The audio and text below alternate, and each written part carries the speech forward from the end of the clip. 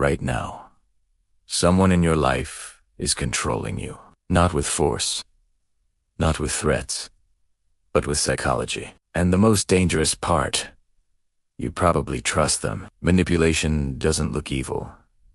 It doesn't announce itself. It hides inside normal conversations, inside relationships, inside concern, inside love. Psychologists call these dark influence tactics. Subtle behavioral strategies designed to make you doubt yourself, feel guilty, seek approval, and slowly hand over control. Your boss might use them. Your partner might use them. Even your closest friend might use them. And today, I'm going to break down 7 dark psychology tricks people use to control you without you even noticing. Stay with me until trick number 4. It's the one almost nobody talks about, and it's the most psychologically damaging of them all. Welcome to Mind Dark. Let's expose what's really happening beneath the surface. Let's start with trick number 1, the guilt trap. Manipulators rarely demand things directly. That would expose them. Instead, they make you feel guilty until you give in voluntarily. You'll hear phrases like, "After everything I've done for you, I guess I just don't matter to you." Wow, I didn't expect that from you. Notice something. These aren't requests. They're emotional pressure tactics. This works because human beings are wired to avoid feeling like bad people. When guilt is triggered, your brain moves into repair mode. You apologize. You overcompensate. You comply. If someone constantly makes you feel guilty for having boundaries, that's not emotional depth. That's manipulation. Now, trick number 2, gaslighting. Gaslighting is psychological warfare against your perception of reality. It sounds like this: "That never happened.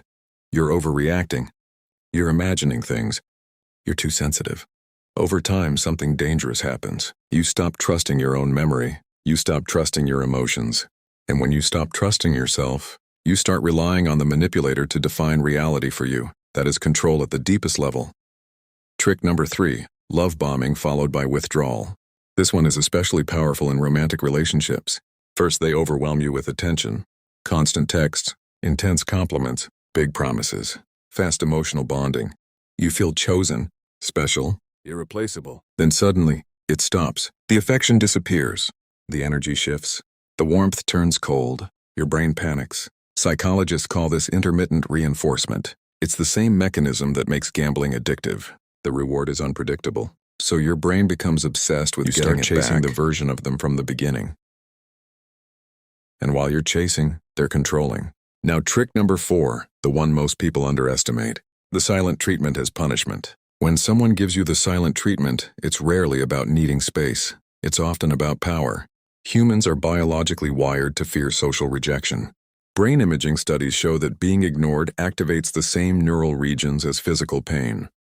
So when someone withdraws communication intentionally, your nervous system goes into alarm mode. You feel anxious, unstable, desperate to fix things. And here's the manipulation. You start apologizing. Even when you did nothing wrong, you accept blame just to end the discomfort. Silence becomes a weapon. If someone repeatedly uses silence to punish or control you, that isn't maturity. That's emotional abuse. Now, trick number 5, triangulation. This happens when a manipulator introduces a third person into your dynamic to create insecurity. They might say, "My ex never had a problem with this.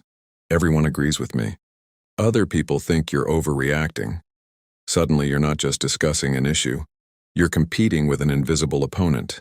This creates jealousy, comparison, and instability. And while you're trying to prove yourself, the manipulator stays in control of the narrative. Trick number 6, DARVO.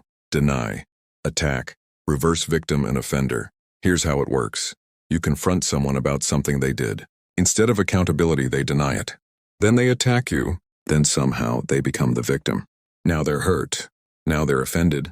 Now they're crying. And you're apologizing. This tactic was identified in psychological research because of how common it is in abusive dynamics. It works because humans are naturally responsive to distress signals, even fake ones. The focus shifts away from their behavior and onto your reaction. That's the flip. Finally, trick number 7, manufactured dependency. This is the long game. Some manipulators don't control through guilt or aggression. They control by making themselves indispensable. They solve your problems. They handle decisions. They subtly isolate you from other support systems. They position themselves as your only emotional anchor. Slowly, you start believing you can't function without them. And by the time you realize what's happening, leaving feels terrifying. But here's the truth. Healthy relationships create strength and independence. Manipulative ones create dependency and fear. Now understand this clearly. Not everyone who uses these behaviors is a villain. Sometimes people learn manipulative habits from their own trauma. But intention doesn't erase impact. The moment you can name a tactic, you reduce its power over you. Awareness interrupts control. So ask yourself honestly, have you experienced any of these?